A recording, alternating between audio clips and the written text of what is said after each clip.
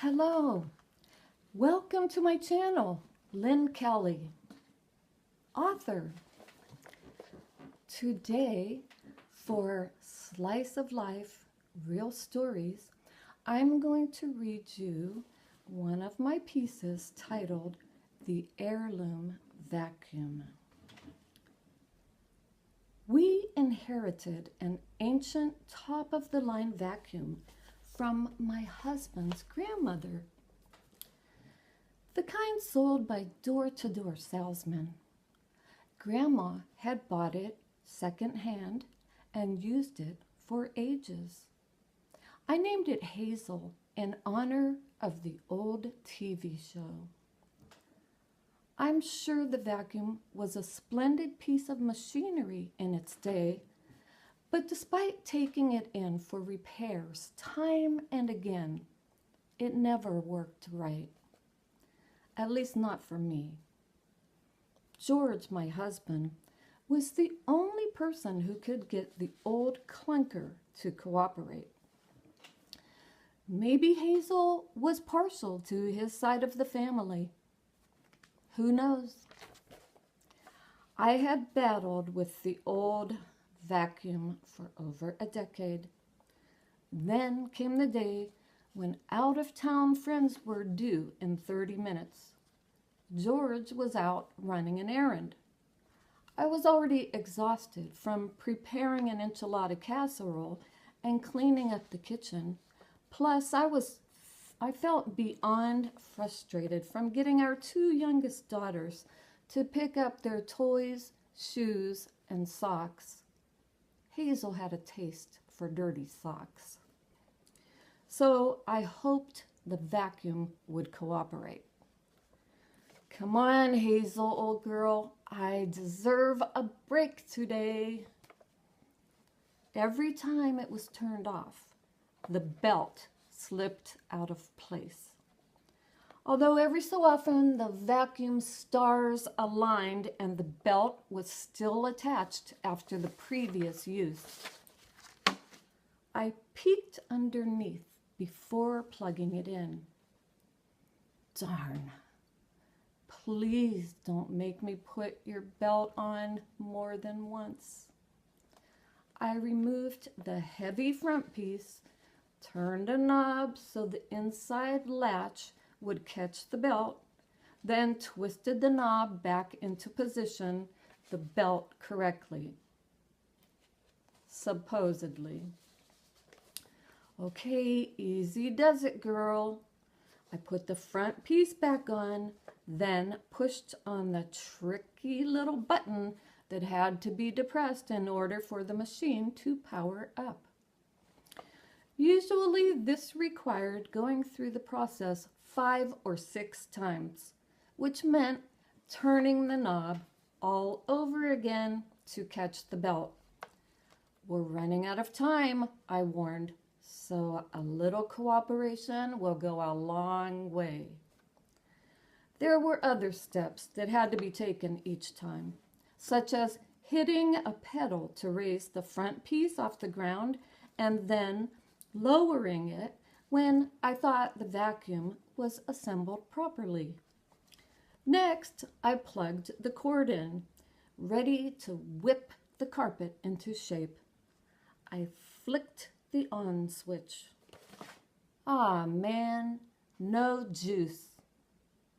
Again. On that fateful day, it took numerous tries before the power kicked on.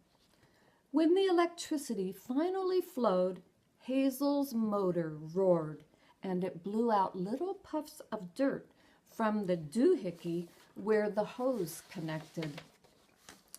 Sweat beaded on my forehead, but I was making progress. Just needed to check underneath to make sure the belt was still secured before I began to vacuum. Son of a dirtbag! The belt had slipped off again. So the process began all over.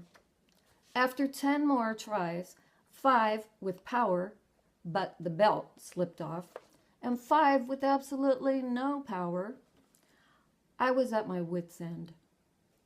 I wiped my brow and fanned my armpits with the latest edition of Home and Garden magazine. I must have caused a lot of commotion because my 15-year-old daughter, April, came into the living room and offered to plug and unplug the vacuum to save time. Unplugging was an important step since I'm not a risk taker and I didn't want to deal with a mangled hand. By this point, there were dirt patches all over the carpet from shaking the vacuum while disassembling it. "Look at the mess you've made, you stinking rugsucker!" The carpet was worse than when I had started, and it looked as though I wouldn't be able to clean up the muck before company arrived. I was so mad, I'm surprised the moisture dripping down my back didn't turn to steam. "One more try," I threatened through clenched teeth. I inhaled a breath of grimy air, repeated the routine, then carefully pushed the on button. Nope. Still no power. Grrr! The universe definitely had it in for me. I admit I totally lost it in that moment. Yes, in front of my teenage daughter. Picking up the vacuum, guts and all, I chucked it across the room, not caring whether it broke into a million pieces. "Eat dirt and die!" It thudded onto the floor, but it landed upright. Hazel zoomed to life with power. April and I glanced at each other, eyes wide and mouths agape. I carefully peeked underneath the vacuum, expecting to find the belt loose. "I don't believe it." "The belt's on," I said. April's eyes grew wider. The theme song of The Twilight Zone played out in my mind with a wicked laugh. I vacuumed up the dirt patches, dog hair, and crumbs, and still had a couple of minutes left to splash cold water on my face just before our company arrived. I wish I could say the old vacuum worked like a charm from that day on, but the truth is, Hazel deposited more dirty piles on our floors than a litter of puppies. The Heirloom vacuum had worn me out and caused more aggravation than our 4 kids did. We gave it to the repair shop so Hazel could become a parts donor or get an overhaul. That was more than 20 years ago. I'd like to think it found a new home with nice owners who had more patience and energy than I did.